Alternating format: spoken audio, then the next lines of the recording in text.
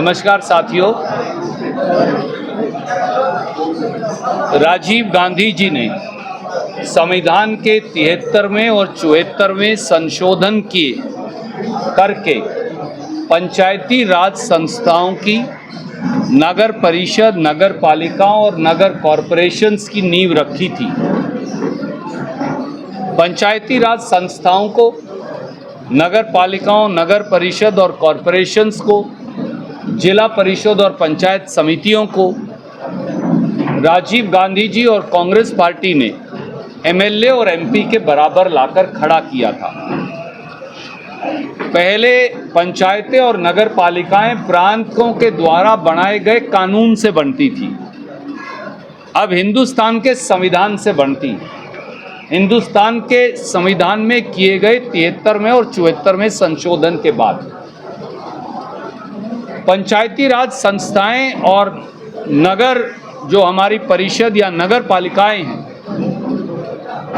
ये सब की सब संविधान का, भारत के संविधान का एक अभिन्न अंग है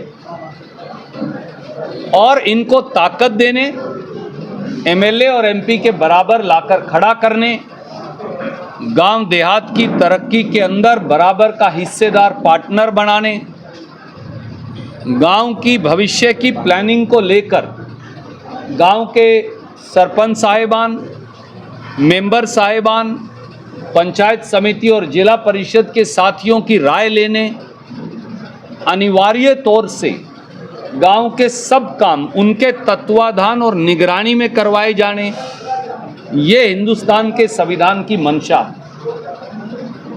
पर जिस प्रकार से बीजेपी ने हिंदुस्तान के संविधान को रौंद कर गरीबों के अधिकार छीनने की कोशिश की, हरियाणा में बीजेपी ने हिंदुस्तान के संविधान पर बुलडोजर चलाकर हरियाणा के पंचायती राज संस्थाओं के अधिकारों को रौंद डाला, सरपंचों के अधिकारों को रौंद डाला,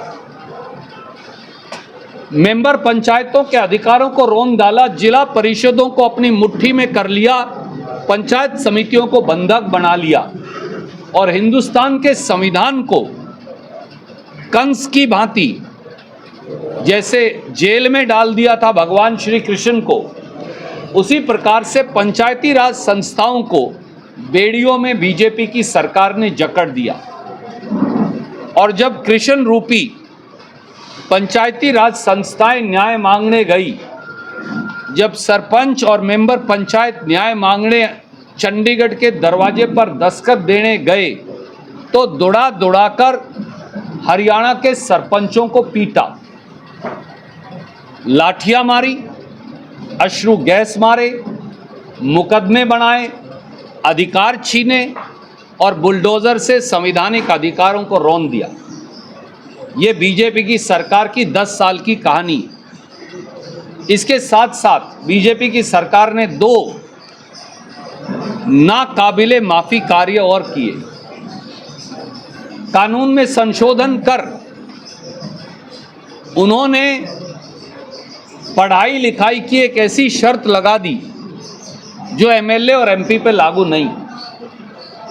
हम नहीं कहते कि पढ़ाई लिखाई की शर्त मत लगाइए, हम कहते हैं पहले प्रधानमंत्री पर लगाइए, मुख्यमंत्री पर लगाइए, एमपी, एमएलए और मंत्रियों पर लगाइए, फिर सरपंचों पर लगाइए। अगर आप अनपढ़ हो तो आप देश के प्रधानमंत्री बन सकते हो। अगर आप अनपढ़ हो, अगर आपकी डिग्री का किसी को पता ही नहीं, आज तक एक ही डिग्री है हिंदुस्तान में, एक बच्चे को मिली हो, एंटायर पॉलिटिकल साइंस, तो आप देश के प्रधानमंत्री बन सकते हो। पर अगर आप अनपढ़ हो तो आप सरपंच नहीं बन सकते, जिला परिषद के मेंबर नहीं बन सकते, पंचायत समिति के मेंबर नहीं बन सकते। अगर आप अनपढ़ हो तो मुख्यमंत्री बन सकते हो, एमएलए बन सकते हो, एमपी बन सकते हो, मंत्री बन सकते हो, केंद्र सरकार के मंत्री बन सकते हो, पर आप सरपंच नहीं बन सकते। क्यों? सबसे पहले खुद पर लागू करें, फिर सरपंचों पर और मेंबर पंचायत और जिला परिषदों पर भी लागू करें। एक नई शर्त लगा दी 2 बच्चों की, अगर आपके 4 बच्चे हैं, 6 बच्चे हैं, 10 बच्चे हैं तो आप प्रधानमंत्री बन सकते हो, मुख्यमंत्री, मंत्री, एमपी, एमएलए बन सकते हो, पर आप मेंबर पंचायत, सरपंच, जिला परिषद के सदस्य नहीं बन सकते। ये अन्याय क्यों? या तो सब पे लागू करो या किसी पे लागू मत करो। चुने हुए लोग ये हैं, चुने हुए लोग हम हैं। अगर हमारे ऊपर लागू नहीं है, एमपीओं पर और एमएलएओं पर, तो इन पे लागू कैसे हो सकती है? और एक जुल्म और भी किया। 1.5 साल तक बीजेपी की सरकार ने पंचायती राज संस्थाओं के चुनाव नहीं करवाए। नतीजा क्या हुआ? कह दिया चुनाव करवाएंगे। गांव के अंदर सरपंच साहिबान 1.5 साल चुनाव लड़ते रहे। जिला परिषद का चुनाव लोग 1.5 साल तक लड़ते रहे। आप खुद के लिए तो 25 दिन की लिमिट रखते हो। मैं तो जी 25 दिन से ज़्यादा की कैंपेनिंग कर नहीं सकता, थक जाऊंगा, खर्चा हो जाएगा। तो फिर सरपंच 1.5 साल तक क्यों लड़े भैया? और उन 1.5 सालों में जो पैसा पंचायत के थ्रू लगना चाहिए था, बीजेपी के नेताओं ने अफसरों के साथ मिलकर घालमेल किया और हजारों करोड़, अगर सैकड़ों करोड़ कह रहा हूं, 1000 करोड़ का भी घोटाला हो तो अचंभा मत मानिएगा। जो चुने हुए प्रतिनिधियों को गांव की तरक्की पर पैसा खर्चना चाहिए था, वो अधिकारियों और बीजेपी के पिछलग्गू नेताओं ने खर्च किया। ये 3 पाप और बीजेपी ने किए। सरपंचों के अधिकार छीने, पंचायती राज संस्थाओं के अधिकार छीने, संविधान पर बुलडोजर चलाया, 2 बच्चे की कंडीशन, पढ़ाई लिखाई की कंडीशन केवल पंचायती राज संस्थाओं और नगर पालिकाओं पर लगा दी और 1.5 साल तक चुनाव नहीं करवाए। और जब ये लोग न्याय मांगने गए तो लाठियां, अश्रु गैस, डंडे और पानी की बौछारों और पुलिस की तलवारों ने इनका सामना किया। चुने हुए प्रतिनिधियों को कभी हरियाणा के इतिहास में ऐसे बेइज्जत किसी ने नहीं किया। एक एक सरपंच की पीठ पर पड़े, छाती पर पड़े लाठियों के निशान भाजपा सरकार के अंत को सुनिश्चित करेंगे, मुझे ये विश्वास है। मैं आज हमारी सरपंच एसोसिएशन का शुक्रगुजार हूँ कि इन्होंने मिलकर ये निर्णय किया कि ये कांग्रेस पार्टी का समर्थन करेंगे और इस चुनाव में कांग्रेस पार्टी को जिताने के लिए कैथल विधानसभा में भी और जहाँ जहाँ दोस्त और रिश्तेदार और हैं पूरे ज़िले में और पड़ोस के ज़िलों में, वहाँ भी काम करेंगे। मैं आज यहाँ पर लगभग 32 हमारे सरपंच साहिबान और 6 से 7 मेंबर पंचायत जो आए हैं, मैंने उन्हें कहा आप हमारे बराबर हो, आप कम नहीं हो हमसे, आप भी यहाँ बैठिए। मैं एक एक करके उनके नाम पढ़ूंगा उनका स्वागत करने के लिए। उन सब ने, बहुत सारे साथी पहले से कांग्रेस में हैं, बहुत सारे साथियों ने अब जेजेपी या बीजेपी छोड़कर, आईएनएलडी छोड़कर कांग्रेस में विश्वास जताया है। और हमारी एसोसिएशन के प्रधान संरक्षक सारे मेरे भाई बैठे हैं। इन्होंने मुझे ये भी बताया है कि जो 8-9 सरपंच साहिबान बचे, उनसे भी इनकी बात चल रही है, वो भी बहुत जल्दी आकर कांग्रेस को ज्वाइन करेंगे। मैं एक एक साथी का नाम पढ़ना चाहूँगा ताकि आपके संज्ञान में रहे। हमारे जो जिला प्रधान हैं सरपंच एसोसिएशन के, मेरे छोटे और प्यारे भाई सुखविंदर जी दुंदरेड़ी, ये जेजेपी में थे, इन्होंने फैसला किया है कांग्रेस में शामिल होंगे। हमारे पंचायती राज प्रकोष्ठ के जो जिला प्रधान थे जेजेपी के, मेरे छोटे भाई बलविंदर जी जसवंती, इन्होंने भी फैसला किया है कि ये भी कांग्रेस पार्टी के अंदर अब शामिल होंगे। मेरी एक रिक्वेस्ट है बाकी साथियों से, अपनी जगह खड़े होकर नमस्कार कर दीजिएगा, थोड़ा पत्रकार साथियों को भी पता चलता रहता उससे। मेरे छोटे भाई है दयानंद, वैसे तो मैं और मेरा वो हिस्सेदार है घर का, पर उसको बहका कर ले गए थे 5-10 दिन के लिए बानपुरा से। वो मुझे छोड़ ही नहीं सकता, मैं उसको नहीं छोड़ सकता, इसलिए वो वापस अपने घर में। मेरे भाई और साथी हैं मनजीत सिंह जी सरपंच बलवंती, वो आपके बीच में हैं। उन्होंने भी बीजेपी छोड़कर कांग्रेस ज्वाइन की है। मेरे भाई और साथी हैं संदीप सिंह जी सरपंच पट्टी अफगान। हमारे भाई और साथी हैं पाला राम जी सरपंच खड़ौदा, ये बड़े भाई भी हैं। और हमारे दो चाणक्य हैं सरपंच साहेबानों में, भाई साहब कुतेपुर से सरपंच और भाई साहब खड़ौदा के सरपंच। हमारे साथी हैं गुर महेंद्र सिंह जी सरपंच डेरा गदला, इन्होंने भी कांग्रेस में अपना पूरा विश्वास किया है। भाई बड़े भाई रणधीर सिंह जी, एक सेकंड और सर दर्शन दे दो, सरपंच कुतेपुर। हमारे साथी हैं रोहतास जी सरपंच शेरगढ़। हमारे साथी हैं हरजिंदर सिंह जी सरपंच जगदीशपुरा, ये पीछे बैठे हैं हमारे साथी जी जी। हमारे साथी हैं विकास सीसमोर जो सरपंच हैं मेरे गांव से। हमारे साथी हैं सुबे सिंह जी पट्टी डोगर के जो सरपंच हैं। हमारे साथी बीरभान जी सरपंच दिलोवाड़ी। हमारे साथी फूल कुमार जी भैणी माजरा।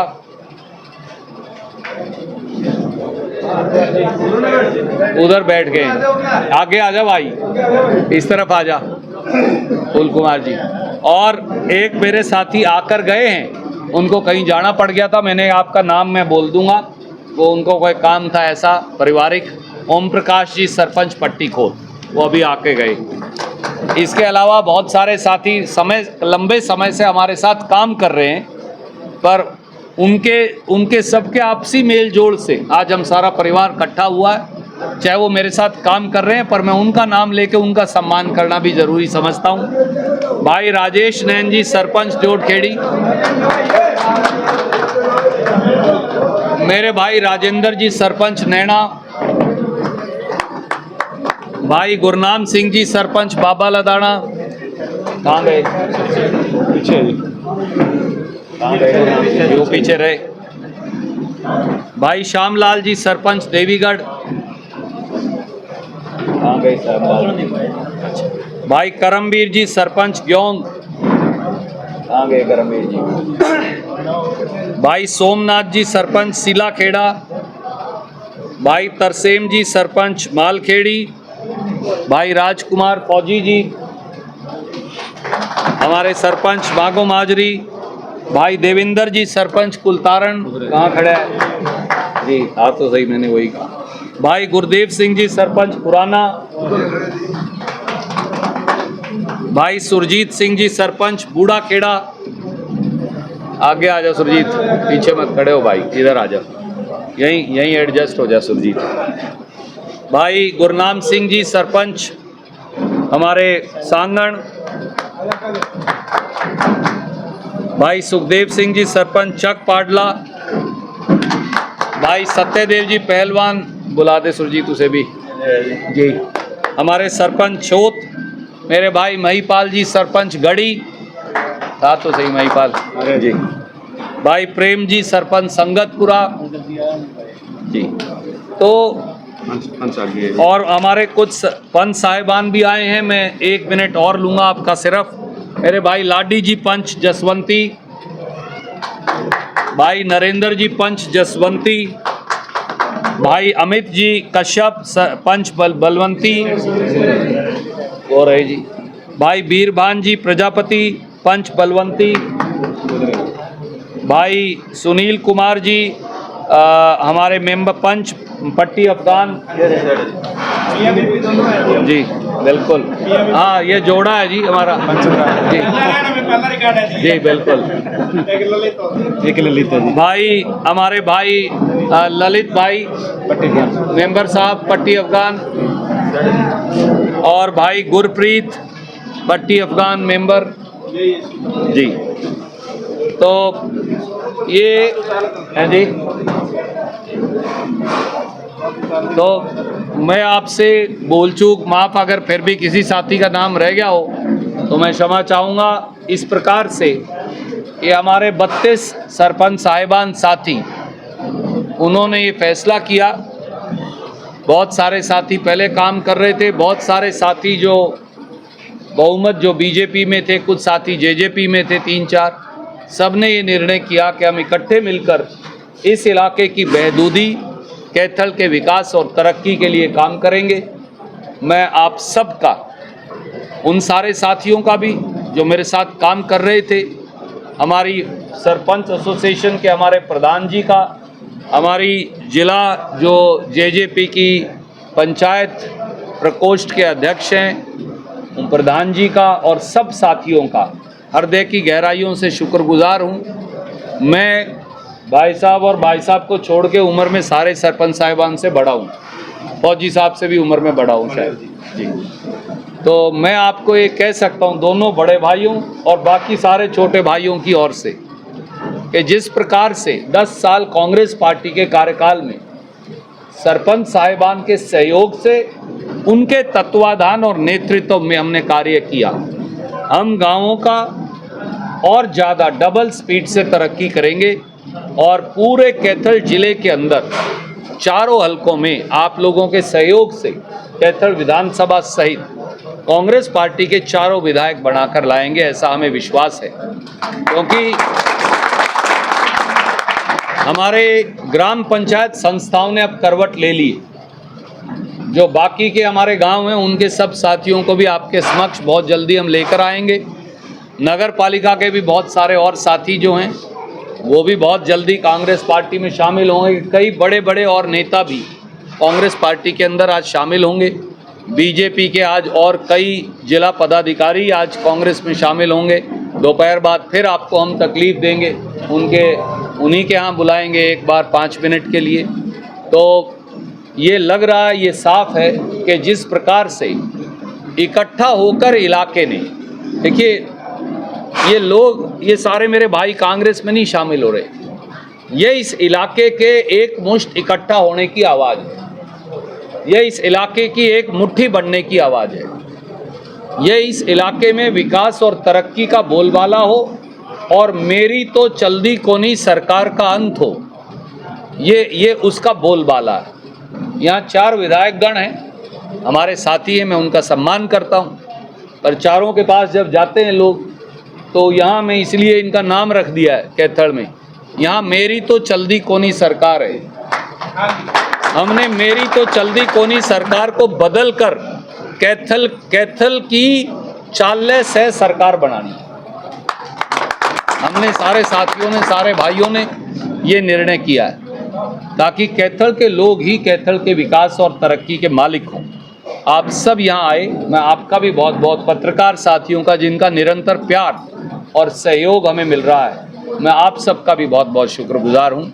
और मैं मेरे सारे सरपंच साहिबान साथियों का, मेंबर पंच साथियों का, जिन्होंने कांग्रेस पार्टी को समर्थन दिया और जो कांग्रेस पार्टी को मजबूत करने में पहले से ही लगे खड़े हैं, मैं उन सब का भी एक बार फिर हृदय की गहराइयों से स्वागत करता हूं। आप कोई भी सवाल पूछना चाहें, आपका स्वागत। चुनाव की तारीख में बदलाव हुआ है, 5 तारीख चुनाव जो है वो कर दिए हैं। आदरणीय साथी, ये थोड़ा बहुत 3-4 दिन से कुछ फर्क नहीं पड़ता। मैंने पहले भी कहा था बीजेपी रो रही है। आपने कभी ये देखा है कि जब खेल खेलते थे हम स्कूल में, बच्चे थे, तो कोई बच्चा होता उसके बगैर गिरे रोने लग जाता, मेरे तो जी धक्का मार दिया, चोट लगी, उसको बोलते थे रोंडी पीटने वाला बच्चा। ये बीजेपी वैसा ही बच्चा है, उससे खेल हो नहीं रहा और वो रोंडी पीटने की कोशिश कर रही है। पर हरियाणा के लोगों ने फैसला किया हुआ है, मैं आपको फिर दोहराता हूँ, पहले कोई मानता नहीं था इस बात को, आज सब मानने लगे। बीजेपी की सिंगल डिजिट में सीट आएंगी, ये मेरी बात याद रखिएगा। वो जितना आगे ले जाएंगे उतना उनकी सीटें कम होंगी, क्योंकि लोग पक्का मन बना चुके हैं और ये लोग ही भगवान हैं। हरियाणा के जो सीएम है वो नॉन स्टॉप का नारा लेकर चल रहे हैं, क्या कितने सहमत है नॉन स्टॉप? देखिए, यहाँ नॉन स्टॉप भ्रष्टाचार 10 साल से है, नॉन स्टॉप बेरोजगारी 10 साल से है, नॉन स्टॉप भाई भतीजावाद 10 साल से है, नॉन स्टॉप जो है बेजारी 10 साल से है, नॉन स्टॉप किसानों पर अत्याचार 10 साल से है, नॉन स्टॉप पंचायती राज संस्थाओं पर पड़ती मार 10 साल से है। नॉन स्टॉप महिलाओं पर होता अनाचार 10 साल से है। नॉन स्टॉप बेरोजगारी की जवानों पर, युवाओं पर पड़ती मार 10 साल से है। नॉन स्टॉप बीजेपी की हार भी अब 10 साल के बाद होने वाली है और फिर नॉन स्टॉप ही रहेगी।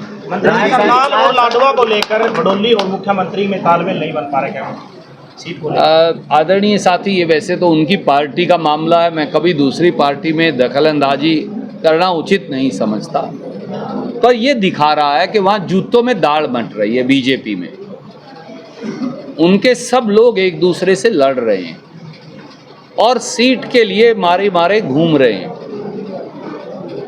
माफ कीजिए, मैं कैथल विधानसभा से चुनाव लड़ता हूं। जो व्यक्ति मुख्यमंत्री बन गया वो अपने हलके से चुनाव नहीं लड़ना चाहता। क्यों साहब?